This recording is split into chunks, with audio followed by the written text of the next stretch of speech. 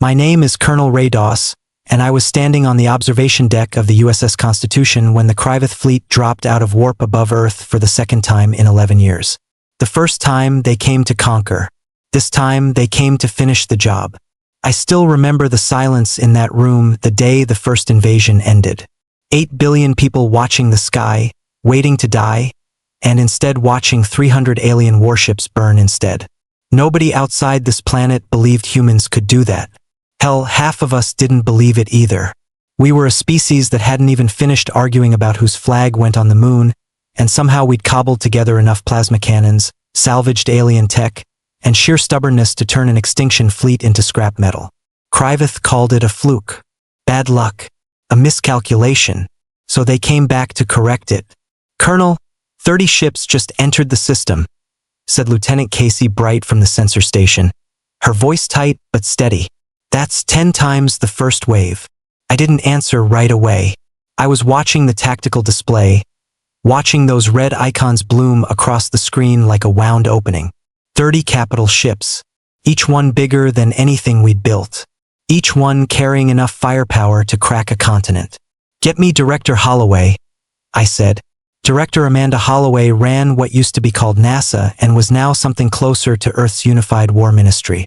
She'd been the one who authorized the project that saved us the first time, a program so secret that even I, running point on the Constitution, only knew half of what it actually did. Her face appeared on my screen, tired but calm. Amanda Holloway did not panic. "You're seeing what I'm seeing," she said. "I'm seeing 30 warships and I'm seeing us with 4, I said. "Tell me we've got something." "We've got the warning," she said. I felt my stomach drop. The warning was the name we'd given to the project nobody talked about above a whisper. The thing built from the wreckage of the ships we destroyed the first time, reverse-engineered and rebuilt by the smartest, angriest engineers this planet had ever produced. It had never been tested. Not really. Not against a live target. "Amanda, it's not ready." "It doesn't have to be ready," she said. "It has to work once." The Kryveth commander's transmission came through 6 minutes later, translated into flat, emotionless English by our own systems. His name, near as we could render it, was Praxis Vorn, first Marshal of the Kryveth Dominion. "Humans," he said, his image looming on every screen on the ship, on every screen on the planet below. "You destroyed our fleet through treachery and luck. That debt is now paid in full. Surrender your world, or watch it burn to bedrock."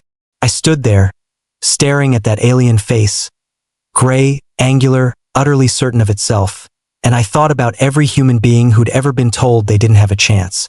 Every underdog, every last stand. Every time somebody looked at this species and underestimated exactly how far we'd go rather than lose everything. "Patch me through," I told Casey. She nodded and the feed went live, not just to the Kryveth fleet, but to every human being on Earth watching this moment unfold, because Amanda Holloway had made sure of that. She wanted the whole planet to see this. She wanted us to own it, whatever happened next. "Marshal Vorn," I said. "My name is Colonel Ray Doss, and I'm going to give you exactly one chance to turn your fleet around." He actually laughed. That flat, alien sound of contempt. "You have 30 ships bearing down on a system defended by 4, he said. "Your arrogance is almost admirable." "It's not arrogance," I said. "It's a warning. Attack again, and you will be annihilated." Empty words from a dying species. "Then let's find out." I gave the order. Here's the thing about the warning that nobody outside a few hundred people on this planet knew. It wasn't a weapon in the way you'd think of one. It wasn't a bigger gun or a better shield. It was worse than that, for Kryveth. It was an idea. 11 years earlier, when we tore apart the wreckage of their first invasion fleet, our engineers found something buried in the command ships, a resonance drive core, the same tech that let the Kryveth jump entire fleets across the galaxy in an instant. And buried inside that drive core was a failsafe, a kill switch the Kryveth themselves had built in case one of their own commanders ever went rogue. A signal that could collapse the drive field of any ship built on that same architecture all at once from a single origin point. It took 11 years and the combined effort of every surviving engineer, physicist, and desperate genius on Earth to figure out how to send that signal ourselves. The Constitution wasn't a warship anymore. Not really. She was a transmitter. Warning array charged, Casey said, her hands shaking slightly over the console. Colonel, once we fire this, there's no walking it back. I looked at the display. 30 ships closing fast, weapons already spinning up to fire on the surface. Fire it, I said. The Constitution shuddered as every reactor aboard her dumped power into a single pulse. A wave of resonant energy that raced outward faster than light, faster than sense, straight into the heart of the Kryveth fleet. For 3 full seconds, nothing happened, and I thought we'd failed.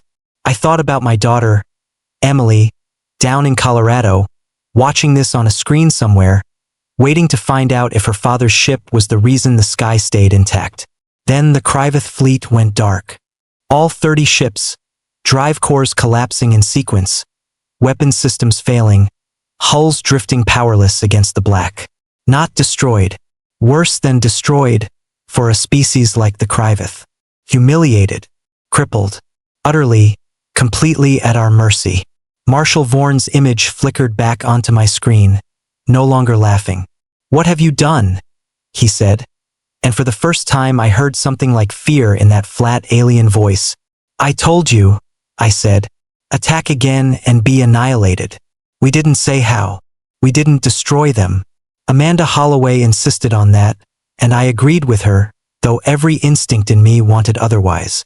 We stripped their weapons, their drive cores, and sent them home crawling instead of conquering, with one message carried by every surviving officer in that fleet. Humanity does not want war, but humanity does not lose one either. That message spread faster than any ship could carry it.